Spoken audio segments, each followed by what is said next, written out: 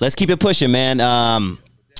Big interview on VLAD TV, someone that you've had on the show yourself before anyone, as far as I know. My Reggie Wright interview? Reggie Wright Sr., man. And let them know that they can check out the interview on your channel, you know, from Reggie Wright Sr. It's a great interview. Everybody sees Junior, but not too many people see Senior, and Lonzo was the first to do Senior. First one to get Senior. Yep. Your name. I'm talking over you. Go ahead. Yeah, no, I get you. So I won't have no dead air. I get you, baby. I get you. I get you. So your name came up, as it does quite often. Always does. Yep. Talk to us about your relationship with Reggie Wright Sr. and how you guys connected. Reggie Wright Sr. Was on my team at Dudos. When you saw Straight Outta Compton, Dudos was one of my spots. I left E, went to Dudos. And I had a first cousin, Philip Bailey, who was... he ran the Compton Swap Meet security. Compton Swap Meet for a while was lit. It was lit. You got SAs, you got blacks, you got Samoans, and everybody need draws. And when you need some draws, you got to go to the swap meet, especially in the enemy territory. You come strapped. Are you ready to fight? So in order for them to keep the swap meet from going up on a regular basis, they hired cops. Philip Bailey and Reggie Wright was one of the guys that worked there sometimes, but they were gang detail. And I figured at Dudos, who better to have keeping things in order than gang detail? Yeah. And all these guys, we stayed cool. My cousin passed last year, maybe before last now. But Reggie Wright, Huey Taylor, all these guys, we stayed cool, you know. And I saw him at my cousin's repast, and he came on my show, and we talked. We had a good conversation. And his son, actually, Reggie Wright Jr., actually forwarded me the video of his old man talking about me to VLAD. And me and Reggie, as soon as I get this shit straight, I'm going to bring Reggie Jr. on the show, because he said he'll do an interview with me. And it goes back to pre-Suge, when Lonzo was doing his thing in his heyday, passing the torch down to Eazy, and I guess, contrary to popular belief, I passed him a torch, okay? Because there was no Jerry Heller initially in the picture. The only person in the picture was Lonzo.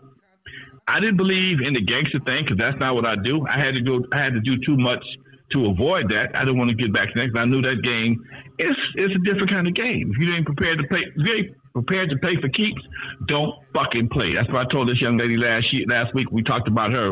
What's her name? Ruby somebody or whatever? Ruby Rose. Ruby Rose throwing up gang size. If you ain't prepared to die for it, don't play with it. Leave it alone. But she think it's cute, and hopefully she'll grow out of it and nothing to happen to her negative. But I know from where I came from, where I grew up at, if you ain't prepared to kill or die over dumb shit, leave that alone. And that was a decision I made at early age of 20-something. I don't want to be a part of this gang. That's what he was called, gangster rap. I can't do this with this right here. Make a long story short, Reggie and I always stayed cool. In fact, Huey Taylor, I've seen him a couple of times, and he agreed to do a interview with me. He became the chief of police. I mean, the captain, or the chief of Compton Police Department, and he and I spoke to him recently. So all these guys in their 70s, they were around in the heyday of Compton when it first went up.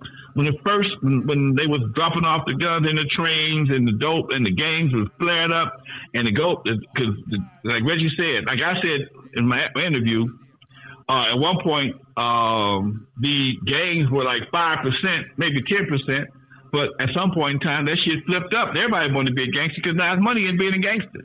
But for years, gangsters was a small part of the population of Compton.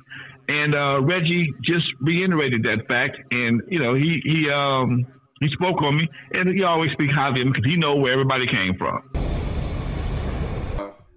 Did you ever talk to Keefy D after Tupac died? Yeah, it's a lot going on about this Keefy D situation, because I think Keefy D did a big podcast or did some interview with this guy called The Art of the Dialogue or something, and he put it out. He kind of put it out on me a little bit. But I'm looking forward. I'm supposed to be doing something. I don't normally do this. I'm doing this for you. But there's one other cat that contacted me, and on the end of the month, I'm going to be doing a podcast with him because I want to straighten out this situation with Keefy D. I mean, Keefy D, you know, I knew his name. I knew him as a dope dealer, but I never knew him as a banger or anything. At one point, Keefy D could walk up and kiss me, and I wouldn't know who he was. You know, but he putting it out like, you know, like he was challenging me, and I challenged him, and you know, even when all that mess went off with Tupac and stuff, I didn't know Keefy D from the Man in the Moon. I knew of him. I knew his family.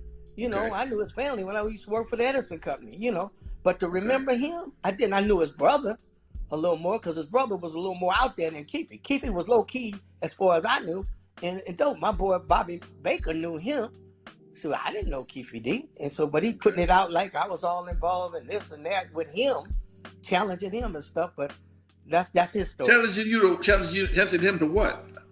Well, I guess in this particular interview, he told the truth about when all the mess jumped off between Southside and the Pyrus right after Tupac got killed. And we had a lot of different incidents and shooting, but the word was out that they were going to try to take my son out, you know, because he was working for Death Row and all that. I wasn't going to have that, you know, so I went to his residence, because like I said, I knew the family. But, you know, and I knew of him and all that, but like Keefy D, I knew him when he was younger or stuff. But he claimed I said something to him, went off, and he was about to do all this to me and all this kind of stuff. Hey, wait a minute, dog. I don't even remember you hardly. It was dudes standing out there, but I'm going to holler at Orlando. And at the time, his sister or his mother, Orlando's mother, and I figured they would be at that house. But I wanted the word to get out.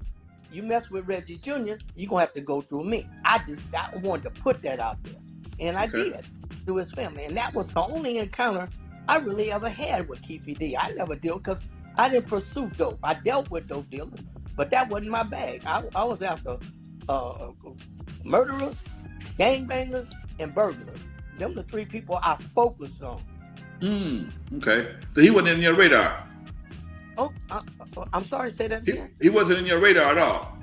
Not at all. I mean, if I were to run across him in any criminal activity, me or my unit would deal with it. But we didn't focus on Keefy D because we weren't the dope guys. Bobby Baker and Sergeant Baker and some of those guys, they concentrate on the Keefy Ds of the world. I knew of them. The picture I took for you, it was some white guys in there. Are those the same guys that wrote that book, Once Upon a Time in Compton? I got the old picture from you. I didn't know them guys. I don't know how you didn't. The reason why you didn't know them, Lonzo, is because they weren't in that circle of Compton cops that you knew of through Bailey or what. Because those two were my gang guys. And, I took a lot of heat even within the department by featuring those two as my main two gang cops because they were white. But trust me, Lonzo, I used to call them my illegitimate sons. Them brothers knew more about the street and was able to get more off the street and out of the street because they knew how to deal, and they adopted my philosophy and my approach to how you deal with the gang members. And they were less out there. They started about 85. That's when I got control of the gang unit, and they were my main two guys. I added to the unit as it got worse, and I got a couple of black guys and Chicano guys, Hispanic gang guys, but those were the two main ones. And those brothers, I call them brothers because they were my brothers, even though they were white. They were like my sons, and they were out there every day. They were solving more crimes than you could believe. One of them was known as Blondie, and that's how everybody knew him out there. But you probably didn't know him because, like I said, it wasn't in that how would you say that, the circle of more or less the blacks and the few Hispanic cops that worked at the swap meet and did all that kind of stuff. But they were for real though, Lonzo. Them too. I was like, because my friend of mine worked with him on their book, and second part was the name of the book, Once Upon a Time in Compton, was the name of a project I had also. Wow. And I didn't remember them. I'm like, I don't know these guys. I thought I knew all the gang cops in Compton. I'm like, I don't know these guys, and that I couldn't speak on them. Somebody asked me about them, I couldn't speak on them.